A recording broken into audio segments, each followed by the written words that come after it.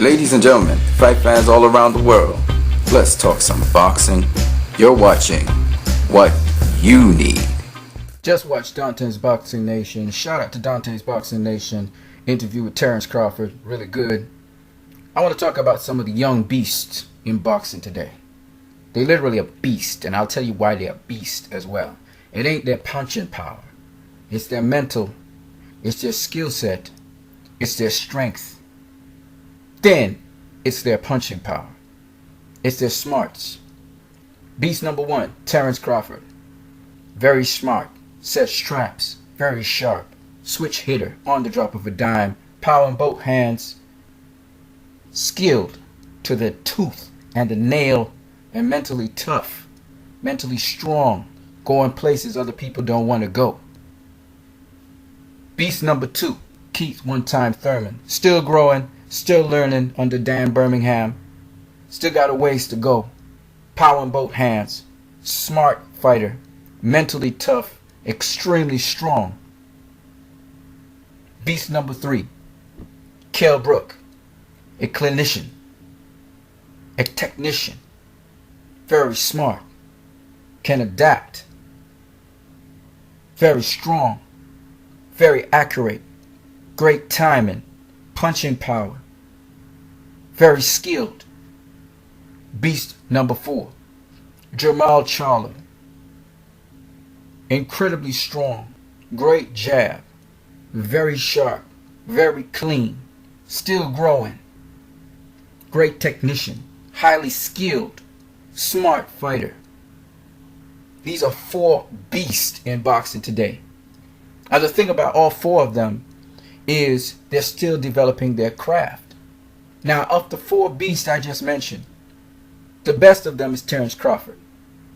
He's got a lot of skill. He can fight on the inside, even though he's tall and rangy and a huge super lightweight. He can fight on the outside, and he can fight mid-range. And he can change up and get different angles. He ain't a straight up and down fighter. He got special effects. He come in at different angles.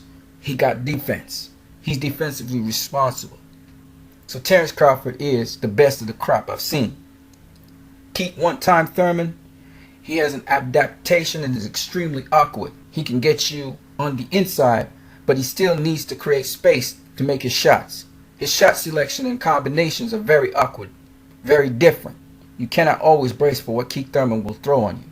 Still developing his inside game, but he's a terror, got power in both fists. Kell Brook, again another outboxer. Fights mostly on the outside, but knows how to handle you on the inside. Uses pivots like no other right now in boxing.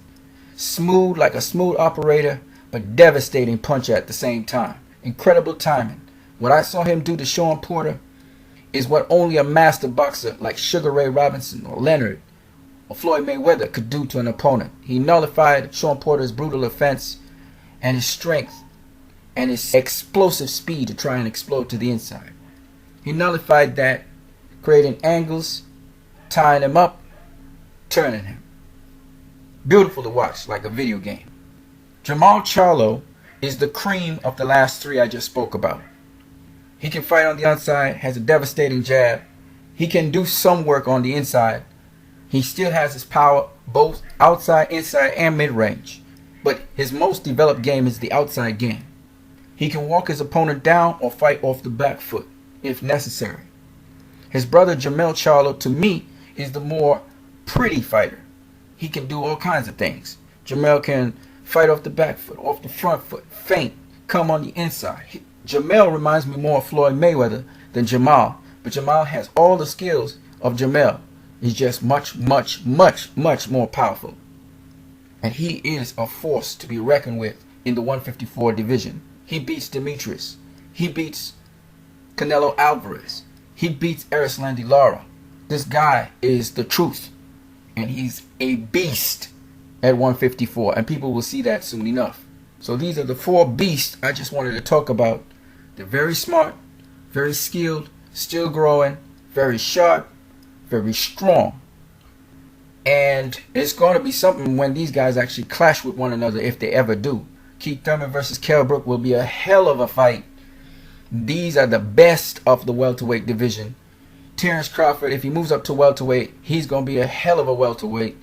But he's not there yet, so we have to wait to see if he will.